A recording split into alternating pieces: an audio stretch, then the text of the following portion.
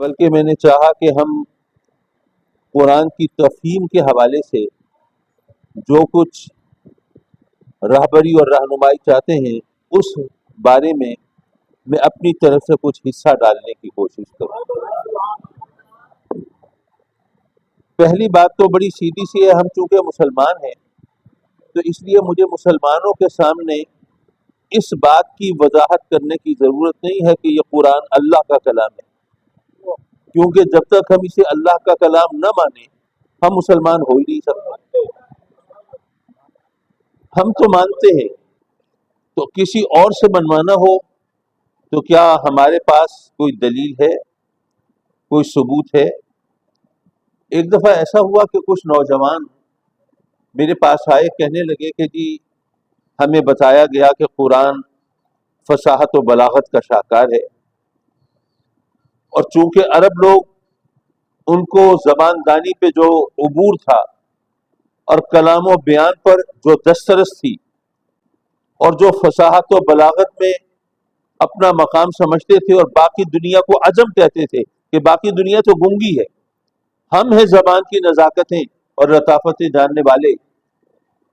تو وہ لوگ جن کو زبان کی لطافت و نزاکت و حسن، فصاحت اور بلاغت پر غرور کی حد تک فخر تھا، جب ان کے سامنے قرآن آیا تو ان کو ماننا پڑا کہ یہ کسی انسان کا کلام نہیں ہو سکتا۔ فصاحت و بلاغت کا وہ معیار تھا۔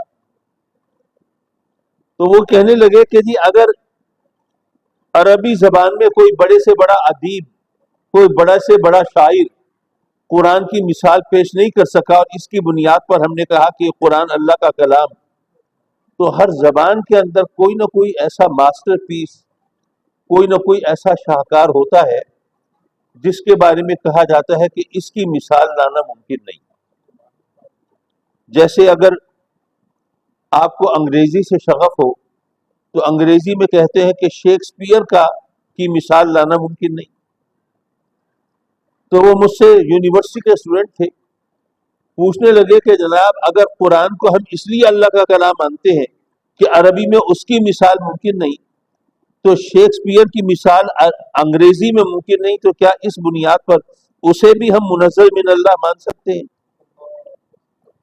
اسی طرح ہومرز اوڈیسی، یونانی زبان میں ہومر کی جو اوڈیسی ہے وہ کہا جاتا ہے کہ اس کی نظیر ممکن نہیں، تو کیا اسی بنیاد پر یونانی زبان میں ہومر کا جو کلام ہے، اس کی اوڈیسی، اس کو کیا منزل من اللہ مانا جا سکتا ہے، وحی الہی سے تعبیر کیا جا سکتا ہے؟ آپ جانتے ہیں کہ فارسی زبان میں مثنوی مولانا روم کو کہا جاتا ہے کہ یہ فارسی زبان کا قرآن ہے، کہ بھئی اس کی نظیر بھی ممکن نہیں، تو کیا اس وجہ سے ہم مثنوی مولانا روم کو بھی اللہ کا کلام مان سکتے ہیں؟ اردو زبان میں کلام غالب کے بارے میں کہا جاتا ہے کہ اس کی مثال ممکن نہیں۔ انگریزی، معاف کیجیے، بنگالی زبان میں ان کا جو قومی شاعر ہے رابندر ناتھ ٹیگور، اس کے بارے میں کہا جاتا ہے کہ اس کی مثال ممکن نہیں۔ تو ہر زبان میں کوئی نہ کوئی شاہکار ایسا ہوتا ہے، تو کہنے لگے پھر ہر زبان میں جس کلام کی نظیر، جس کی مثال لانا ممکن نہ ہو، اس کو اللہ کا کلام مان لینا چاہیے، ورنہ پھر آپ بتائیے قرآن کے کلام الہی ہونے کی کیا دلیل ہے؟ اب یہ بات ایسی تھی، اگر اس کا جواب نہ دیا جاتا تو وہ یونیورسٹی کے اسٹوڈنٹس، وہ ظاہر ہے کہ وہ خدا نہ خواستہ ایمان سے محروم ہو سکتے تھے، کیونکہ جب عقل کے ترازو میں ہر چیز کو تولا جا رہا ہو تو پھر بڑا مشکل ہو جاتا ہے۔ تو اللہ نے مجھے توفیق دی، میں نے ان کو جواب دیا، میں نے کہا جی صرف مثال نہ لانا یہ بات نہیں ہے۔ جیسے اب کہا گیا کہ جی شیکسپیئر کے کلام کی مثال ممکن نہیں، ٹھیک ہے ممکن نہیں، شیکسپیئر کو دنیا سے گزرے ہوئے تقریباً 460 سال گزرے ہیں۔ اب 460 سال گزرنے کے بعد آج خود انگریز بھی شیکسپیئر کو خود نہیں سمجھ سکتے۔ انگریز لوگ بھی اگر شیکسپیئر کو سمجھنا چاہیں تو انہیں یونیورسٹی لیول کی تعلیم حاصل کرنی پڑتی ہے، اساتذہ کے سامنے زانوئے تلمس طے کرنا پڑتا ہے، ہیلپنگ بکس اور ڈکشنری سے مدد لینی پڑتی ہے، تب کہیں جا کے وہ شیکسپیئر کو سمجھ سکتے ہیں، ورنہ اس میں بے شمار الفاظ ایسے ہیں جو کہ آج کی دنیا میں نامانوس ہو گئے، اجنبی ہو گئے، متروک ہو گئے، فرسودہ ہو گئے، بوسیدہ ہو گئے، اب وہ سمجھ میں نہیں آتے۔ اسی طرح کلام غالب کو اگر اتنا عرصہ نہیں گزرا، کوئی 125 سال پہلے کی بات ہے، لیکن وہ اٹھائیں تو اس میں بھی آپ کو بیسیوں لفظ ایسے مل جاتے ہیں جو آج لوگ نہیں بولتے، نہیں سمجھتے، وہ پرانے ہو گئے۔ تو دنیا کی کوئی بھی کتاب اٹھا لیجیے، ہر کتاب کے اندر کوئی 100-150 سال گزرے تو اس کے اندر وہ متروک، فرسودہ، بوسیدہ، پرانے الفاظ کی وہ ایک قطار شروع ہو جاتی ہے جس کو سمجھنا آدمی کے لیے مشکل ہو جاتا ہے۔ میں نے کہا اب ذرا یہ بتائیے قرآن کو نازل ہوئے کتنا عرصہ گزرا؟ 1500 سال گزر گئے۔ اب 1500 سال گزرنے کے بعد آج بھی قرآن میں کوئی ایک لفظ ایسا دکھاؤ جس کے بارے میں کوئی کہتا ہو کہ یار یہ آج سمجھ میں نہیں آتا، یہ آج فرسودہ ہو گیا، بوسیدہ ہو گیا، متروک ہو گیا، پرانا ہو گیا، اب یہ آج کی بول چال کے حوالے سے اب یہ سمجھ میں نہیں آتا۔ اگر پوری کتاب کے اندر 1500 سال گزرنے کے بعد ایک لفظ ایسا نہ دکھا سکو اور قرآن کی تازگی اور اس کی شگفتگی پہ فرق نہ پڑے تو ماننا پڑے گا یہ کسی انسان کا کلام نہیں ہو سکتا۔ اسی طرح میں نے کہا ایک بات اور بھی ہے، دیکھیے آپ لوگ بھی سمجھیے، میں آپ کو بھی سمجھا سکتا ہوں۔ آپ میں سے کچھ لوگ ایسے ہوں گے جو ملتانی بولتے ہوں، سرائکی بولتے ہوں گے، میرا خیال ہے آپ میں زیادہ تر پنجابی بولنے والوں کی تعداد ہوگی، ہو سکتا ہے کچھ اردو سپیکنگ بھی ہوں، ممکن ہے کوئی بھولا بھٹکا، کوئی سندھی، کوئی پختون بھی آیا ہوا ہو۔ اگر آپ کی زبان ملتانی ہے، سرائکی، تو کیا ریاست بہاولپور کی سرائکی، ملتان کی ملتانی سرائکی، ڈی جی خان کی سرائکی کیا ایک جیسی ہے؟ فرق ہے۔ اور جھنگ کی جناتی سرائکی، وہ تو بہت زیادہ فرق ہے۔ اگر آپ کی زبان پنجابی ہے تو آپ کی پنجابی، لاہور کی پنجابی کیا بالکل ایک جیسی ہے؟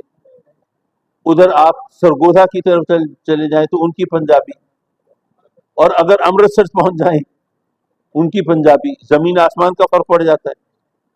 اگر آپ کی زبان اردو ہو تو لکھنؤ کی اور دلی کی اردو کے بارے میں تو سنا ہوگا آپ نے، اور یہ آپ کو بتاتا چلوں، شاید آپ کے علم میں نہ ہو کہ حیدرآباد دکن کی اردو وہ بہت مختلف ہے، اور خاص طور پر بولنے میں تو اور زیادہ ہے۔ دکن کے جو وہ لوگ ہیں وہ قاف کو خے بولتے ہیں۔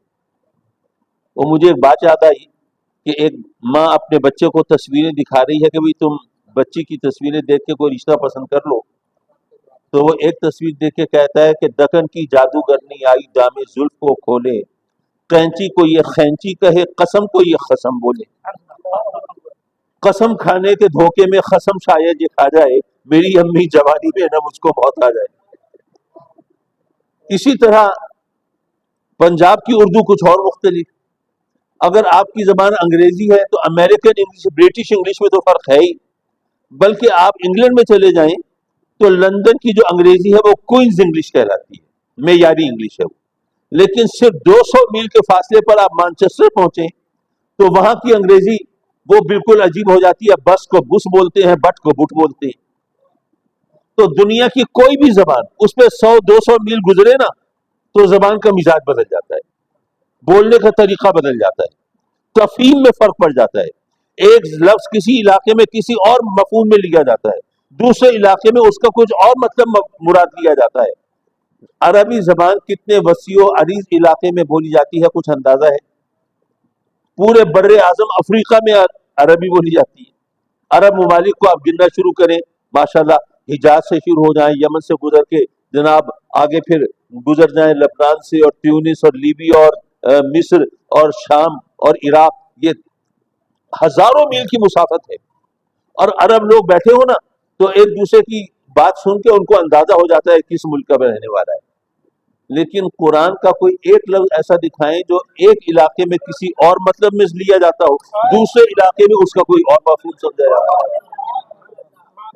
تو یارو وہ کتاب جس پر صدیاں اثر انداز نہ ہوتی ہوں اور ہزاروں میل کی مسافت سے اس کی تفہیم میں فرق نہ پڑتا ہو، وہ کسی انسان کا کلام تو نہیں ہو سکتی، وہ اللہ کا کلام ہی ہو۔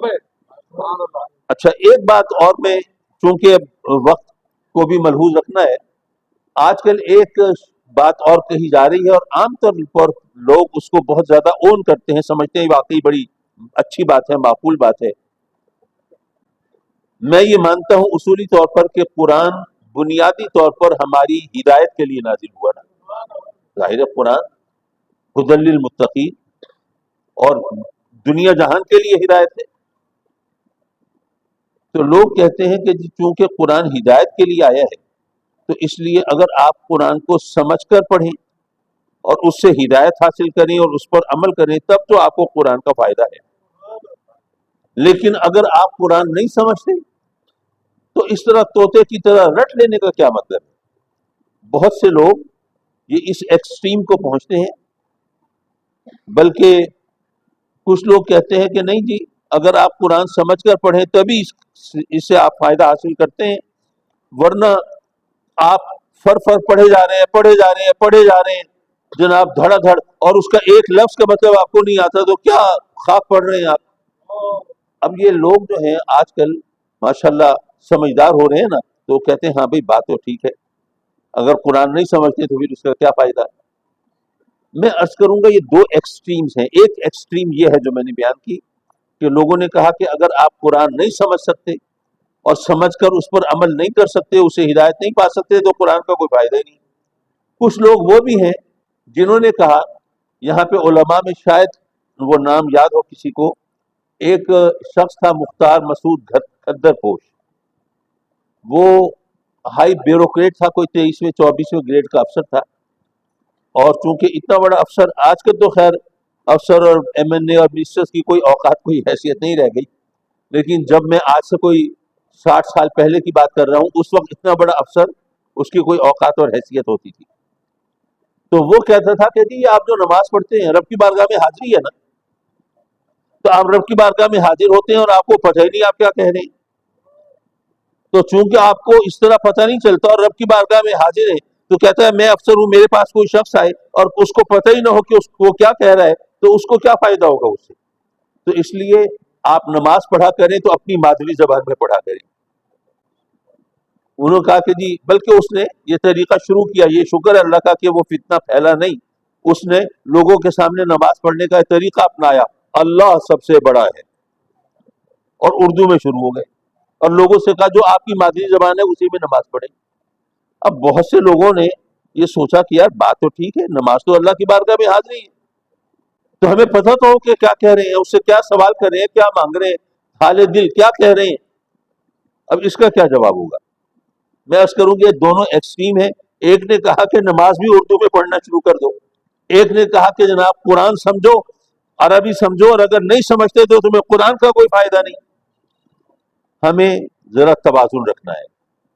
دیکھیے پہلی بات یہ ہے کہ اگر یہ کہا جائے کہ جو قرآن نہیں سمجھ سکتا تو اس کو قرآن سے کوئی فائدہ نہیں، تو آپ یہ بتائیے کہ کیا رب نہیں جانتا تھا کہ کلمہ پڑھنے والے، اس پر ایمان لانے والے، ان میں اکثریت ان لوگوں کی ہوگی جو عربی نہیں جانتے ہوں گے؟ وہ جانتا تھا نا۔ آج دنیا میں دیکھ لیجئے عرب مسلمان میکسیمم 40% ہیں، زیادہ سے زیادہ 40%۔ اس وقت دنیا میں سب سے بڑی اسلامی ریاست انڈونیشیا کی ہے، اور انڈونیشیا جو ہے، چلیے اردو، فارسی اور عربی ان کا رسم الخط تو ملتا جلتا ہے نا، کچھ الفاظ بھی ملتے جلتے ہیں، لیکن انڈونیشین لینگویج آپ دیکھیں تو اس کا تو پتہ ہی نہیں چلتا کہ اس کا سر پیر کیا ہے۔ حضرات مکرم، چونکہ اللہ جانتا تھا کہ اسلام قبول کرنے والے اور اس کے نام کا کلمہ پڑھنے والے وہ سب کے سب عرب نہیں ہوں گے، وہ عربی سے واقف نہیں ہوں گے، اس لیے اس نے سب کا لحاظ رکھا، اس نے سب کا لحاظ رکھا۔ اس نے فرمایا کہ اگر تم عربی سمجھ کے، قرآن سمجھ کے پڑھو اور اس پر عمل کرو تو تمہارے لیے سب سے زیادہ ثواب ہے، اس میں کوئی شک نہیں۔ لیکن اگر تم قرآن سمجھ نہیں سکتے، عربی تمہاری زبان نہیں ہے، صرف پڑھ سکتے ہو، تو تم پڑھ لو، تمہیں پھر بھی فائدہ ہوگا، ثواب ہوگا۔ اور اگر اتفاق سے تم ایسے علاقے میں پیدا ہوئے، کاغذ قلم سے رشتہ نہیں رکھا، مکتب مدرسے کا رخ نہیں کر سکا، تو تم پڑھنا لکھنا بالکل نہیں جانتے، تو اگر تم قرآن سن لو تو قرآن سننے کا بھی آپ کو ثواب ہے۔ اور اگر کہیں کوئی سنانے والا نہیں ہے اور تم پڑھ نہیں سکتے تو صرف قرآن کا صحیفہ کھول کے اس کے اوراق پر، اس کی سطور پر، اس کے نقوش پر نگاہ دوڑ ڈالو تو قرآن کو دیکھنا بھی باعث ثواب ہے۔ اور یہاں پر مجھے حضرت فرید الدین عطار رضی اللہ تعالیٰ عنہ کا وہ فرمان یاد آتا ہے۔ انہوں نے فرمایا کہ اگر کوئی شخص کسی طبیب کے، کسی حکیم کے پاس جائے، آپ کی آج کی بولی میں کہیں بھائی کسی ڈاکٹر کے پاس جائے، وہ اس کو کوئی نسخہ لکھ کے دے گا، وہ لے کے آپ میڈیکل سٹور پہ جائیں گے، اس سے دوا خرید کے آئیں گے۔ اب آپ نے فارمیسی تو پڑھی نہیں، آپ کو نہیں پتہ ہے دوا کن چیزوں سے بنی ہے، اس کے انگریڈینٹس کیا ہیں، اجزاء ترکیبی کیا ہیں، آپ کو نہیں پتہ، لیکن آپ وہ دوا کھائیں گے تو آپ کو فائدہ ہوگا کہ نہیں ہوگا؟ تو حضرت قبلہ فرید الدین عطار رضی اللہ تعالیٰ عنہ فرماتے ہیں کہ اگر کوئی طبیب، کوئی حکیم تمہیں کوئی نسخہ لکھ کے دے اور تمہیں نہ پتہ ہو کہ اس دوا میں کیا ہے، لیکن تم وہ دوا استعمال کرو تو تمہیں فائدہ ہوتا ہے، تو رب کائنات نے جو نسخہ کیمیا اپنی مخلوق کے لیے عطا فرمایا ہے، اگر تمہیں نہ پتا ہو کہ اس میں کیا ہے تب بھی تم اس کی تلاوت کرو گے، تمہیں فائدہ ہوگا۔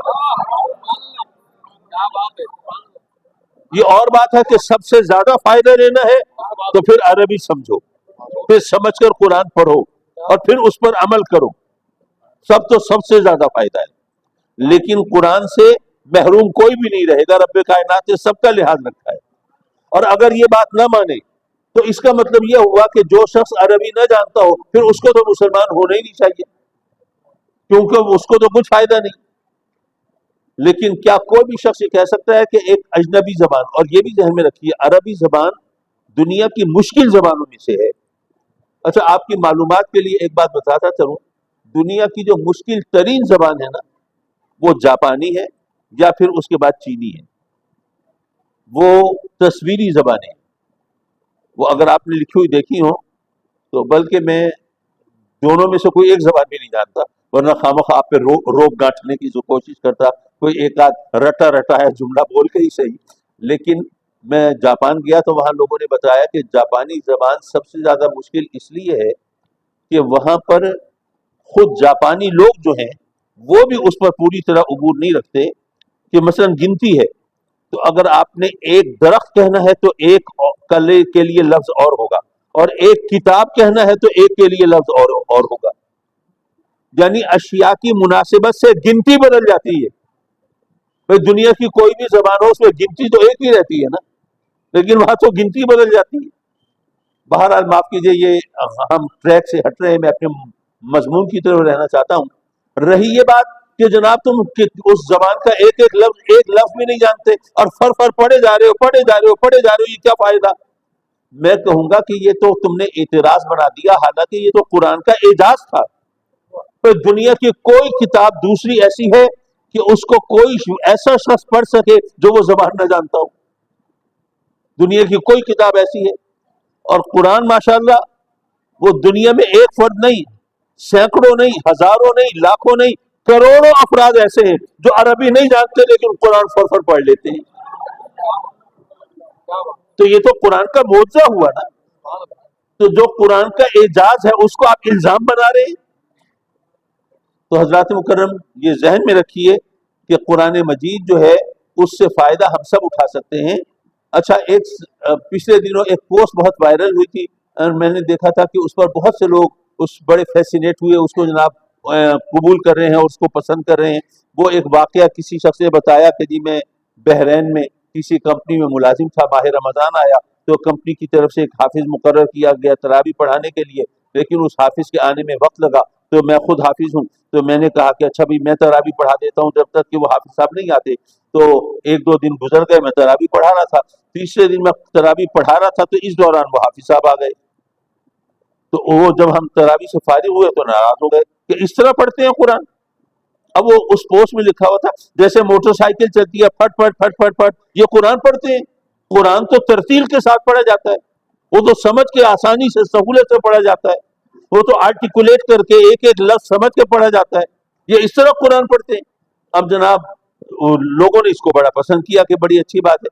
میں پوچھتا ہوں قرآن جہاں بھی پڑھا جائے، حرمین شریفین سے بھی تراویح وہاں سے ٹیلی کاسٹ ہوتی ہے نا، کیا وہاں پر قرآن اتنی سہولت و آرام سے کیا پڑھا جا سکتا ہے تراویح کے دوران کہ جو شخص خود عرب نہ ہو وہ قرآن کی تلاوت کے ساتھ اس کو سمجھتا جائے.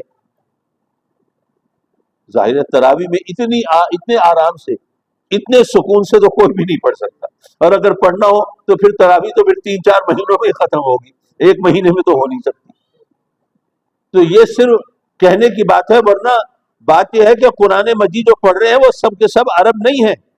تو عرب لوگوں کے لیے آپ اس کا پیمانہ اور رکھیں. اور رہا وہ سوال جو میں نے کہا کہ جی وہ کہہ رہے تھے کہ جی یہ نماز بھی اپنی زبان میں پڑھو, میں عرض کروں گا کہ یہ بات اصولی طور پر ہم سب کو ماننی چاہیے کہ ہمیں نماز کا مفہوم آنا چاہیے. بہت سے لوگ آتے ہیں نا اور کہتے ہیں کہ صحیح وہ نماز کے دوران وسوسے بہت تنگ کرتے ہیں, تو آپ مہربانی کریں ہمیں کوئی وظیفہ بتائیں وسوسوں سے جان چھوٹے. میں ان کو بتاتا ہوں کہ بھائی یہ بات وظیفوں سے حل نہیں ہوگی.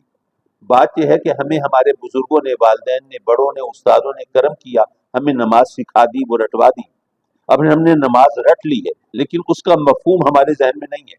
اب جب ہم نماز پڑھتے ہیں تو زبان حرکت میں ہوتی ہے لیکن ذہن وہ تو خالی ہے نا, کیونکہ اس کا مفہوم ہم نہیں جانتے.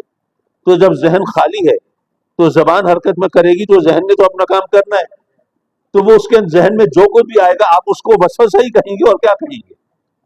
تو اگر آپ یہ ان وسوسوں سے بچنا چاہتے ہیں تو اس کا سیدھا سادہ طریقہ یہ ہے کہ آپ نماز کا مفہوم سمجھیں, اور جب نماز پڑھیں تو اس کے مفہوم کو ذہن میں دہراتے رہیں. جب اللہ اکبر کہیں تو اس کا مطلب کیا ہے, جب سبحان اللہ پڑھے تو اس کا مطلب کیا ہے, سورہ فاتحہ پڑھے تو اس کا مطلب کیا ہے. اگر وہ مطلب اپنے ذہن میں دہراتے رہیں گے تو اس میں وقت تو زیادہ لگے گا, مشقت تو زیادہ ہوگی, لیکن آپ کا ذہن ادھر مصروف ہو جائے گا نا. جب ذہن ادھر مصروف ہوگا تو وسوسے نہیں آ سکیں گے. اور یہ مشقت پہلے مہینے 1.5 مہینے تو ہوگی, لیکن اس کے بعد آپ کا ذہن سنکرونائز کر جائے گا, مطابقت پیدا کر جائے گا, اور پھر مشکل نہیں ہوگی. لیکن جو لوگ یہ نہ کر سکے, نماز کا مطلب نہیں سمجھتے, کیا وہ پھر اردو میں پڑھیں یا اپنی پنجابی میں, سرائکی میں پڑھیں؟ میں عرض کروں گا کہ میرا جو ذوق کہتا ہے وہ میں بات آپ کے سامنے کر رہا ہوں.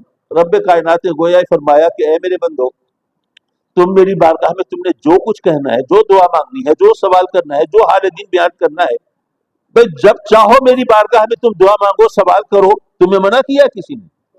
اپنی زبان میں مانگو, جو کچھ تم کہہ سکتے ہو, جس طرح کہہ سکتے ہو کہو. بندے اور رب کے درمیان فاصلہ کیا ہے؟ وہ تمہاری شہرت سے زیادہ قریب. لیکن یاد رکھو, جب تم اپنی طرف سے دعائیں مانگ رہے ہو, سوال کر رہے ہو, حال دل بیان کر رہے ہو, رو رہے ہو, گڑ گڑا رہے ہو, سجدے میں سر رکھ کے سوال کر رہے ہو, وہ اپنی زبان میں کرتے رہو. لیکن جب 5 مرتبہ میرے بلاوے پر آفیشلی میری بارگاہ میں حاضر ہو رہے ہو نا, تو اس وقت وہی بولی بولو جو میرے محبوب کی بولی ہے.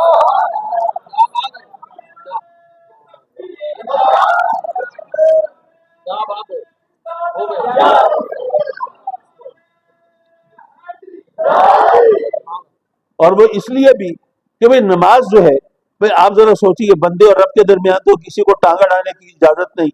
تو آپ کہیں کہ جناب یہ کیا بات بنی کہ نہیں کہ بس میں اس طرح نماز پڑھوں, بندہ اور رب کے اور میرے درمیان کا معاملہ ہے, میں جس طرح چاہوں نماز پڑھوں.